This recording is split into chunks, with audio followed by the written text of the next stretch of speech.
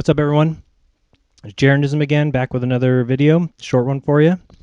And first thing I want to say, thanks to everyone for spreading the truth out there. Just keep doing it. Don't let the science preachers change your mind. Use your brain and your eyes and decide for yourselves. So I did want to tell NASA and SpaceX and ESA that it's time to give us our $1 trillion back. And I think Alex Jones sums it up best, my feelings about NASA. It's just like scum, Nazi filth, trash, garbage, maggots.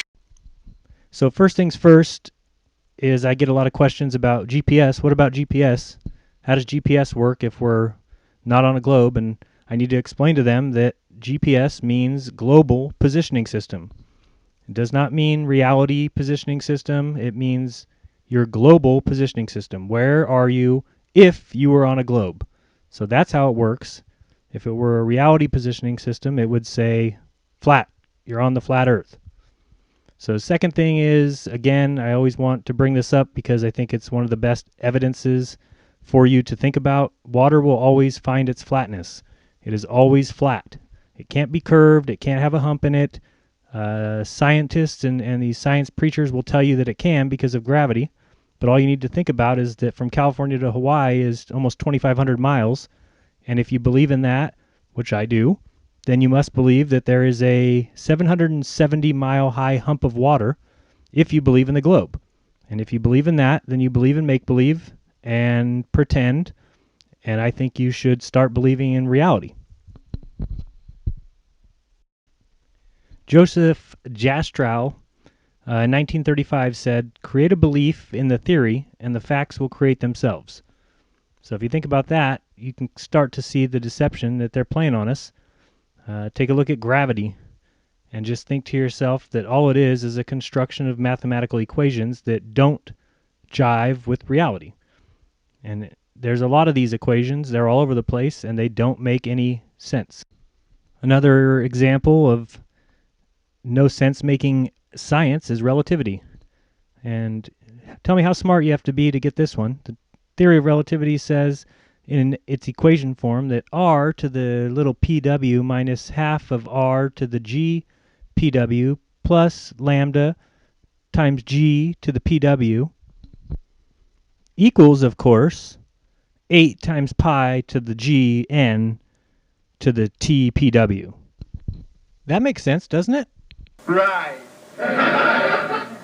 Who is this really? What's going on?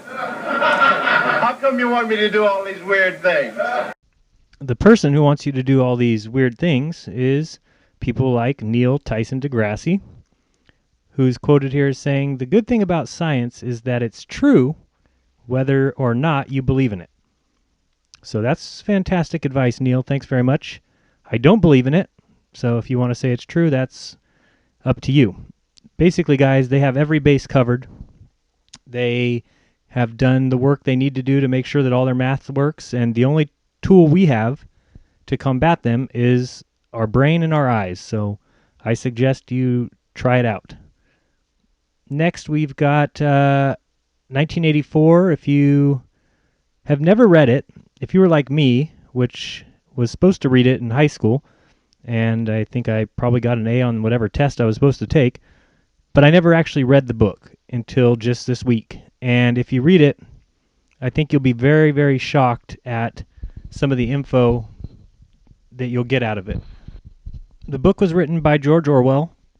It was written in the late 40s. He died about a year or two after he wrote it, and you'll probably see why here in a second. I took about 8 or 10 different parts of the book to read to you right now, just so you can get an idea of why it's important for you to read it. Don't watch the movies. The movies are different. They take out the parts that I'm going to tell you about.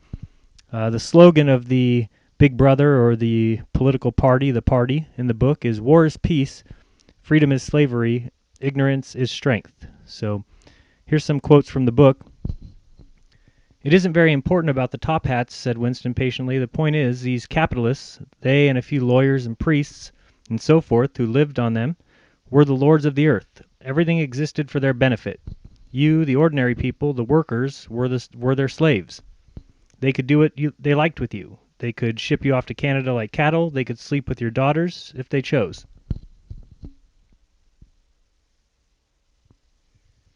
The heresy of heresies was common sense, and what was terrifying was not that they would kill you for thinking otherwise, but that they might be right.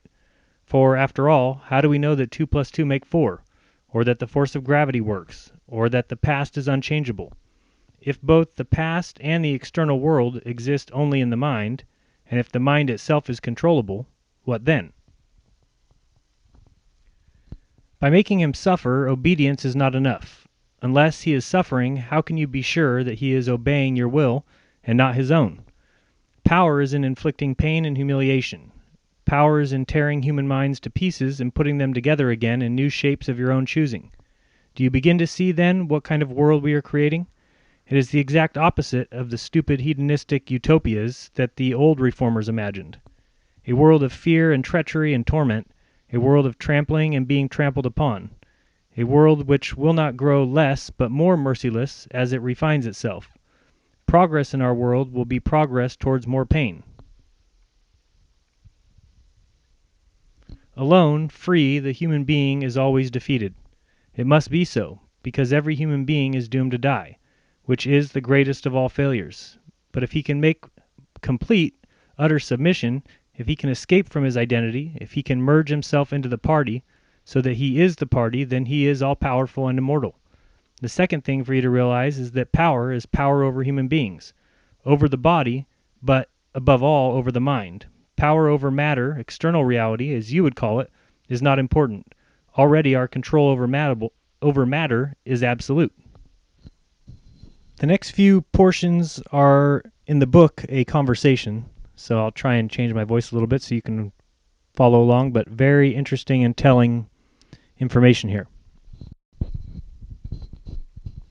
But how can you control matter? He burst out. You don't even control the climate or the law of gravity, and there is disease, pain, and death. O'Brien silenced him with a movement of his hand. We control matter because we control the mind. Reality is inside the skull.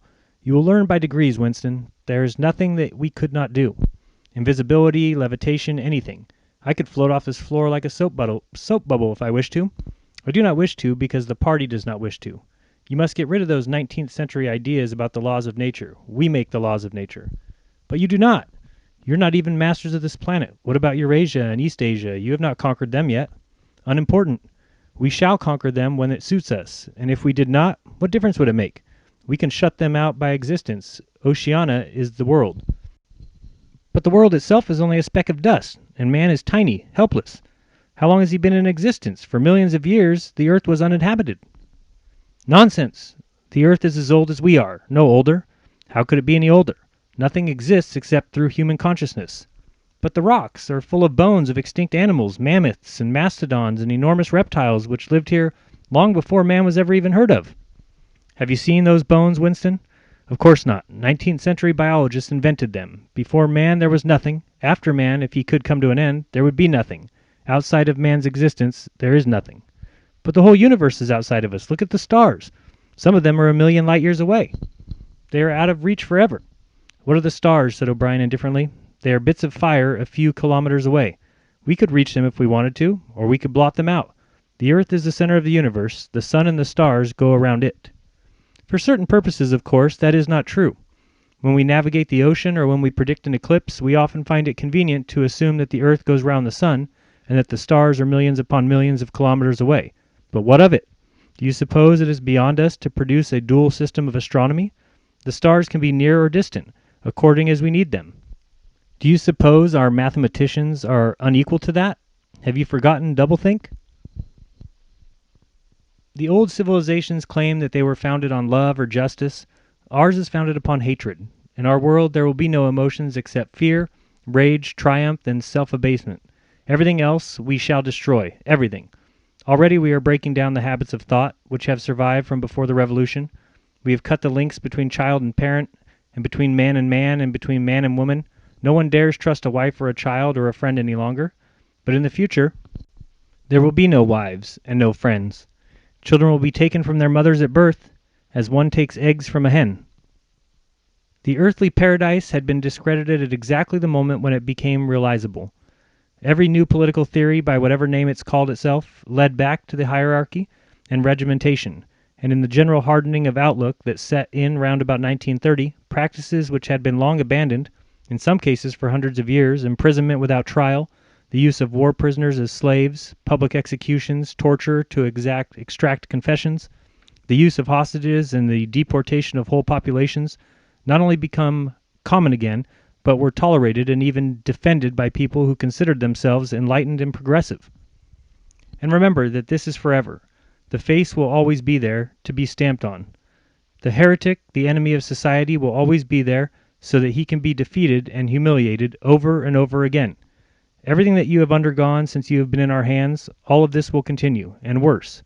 The espionage, the betrayals, the arrests, the tortures, the executions, the disappearances will never cease. It will be a world of terror as much as a world of triumph. The more the party is powerful, the less it will be tolerant. The weaker the opposition, the tighter the despotism.